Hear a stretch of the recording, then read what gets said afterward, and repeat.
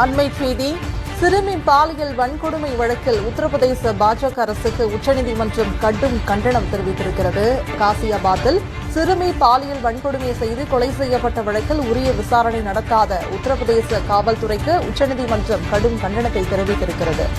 பாலியல் வன்கொடுமைக்கு உள்ளான சிறுமிக்கு உரிய நேரத்தில் சிகிச்சை அளிக்காத உத்தரப்பிரதேச மருத்துவமனைக்கும் உச்சநீதிமன்றம் கண்டனம் தெரிவித்திருக்கிறது.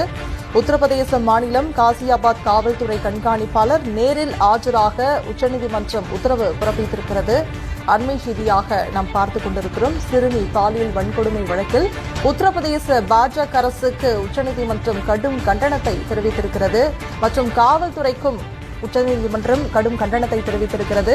உத்தரப்பிரதேச மருத்துவமனைக்கும் உச்சநீதிமன்றம் கண்டனத்தை தெரிவித்திருக்கிறது. காவல் கண்காணிப்பாளர் நேரில் ஆஜராக உச்சநீதிமன்றம் உத்தரவு பிறப்பித்திருக்கிறது. இது தொடர்பான கூடுதல் விவரங்களோடு எமது செய்தியாளர் பால்முருகன் இணைகிறார். வணக்கம் பால்முருகன், விவரம் என்ன?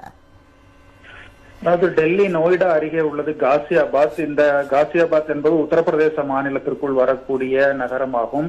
இங்கு கடந்த 2 வாரங்களுக்கு முன்பாக சிறுமி ஒருவர் பாலியல் பலாத்காரம் செய்யப்பட்டு கொலை செய்யப்பட்டிருக்கிறார். இது தொடர்பான உரிய வழக்கு விசாரணை நடத்தப்படவில்லை என்று அவருடைய பெற்றோர் தரப்பில் உச்சநீதிமன்றத்தில் மேல் மனு தாக்கல் செய்யப்பட்டது. அதுதான் இந்த தலைமை நீதிபதி அவரும் முன்பாக விசாரணைக்கு வந்தது.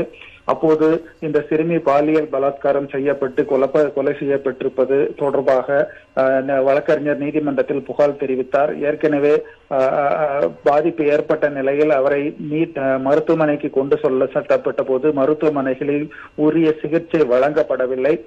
அதற்கிடையே அரசு மருத்துவமனையில் கொண்டு சேர்த்த போது அவர் உயிரிழந்தார். சிகிச்சை பெறுவ காலதாமதமானது.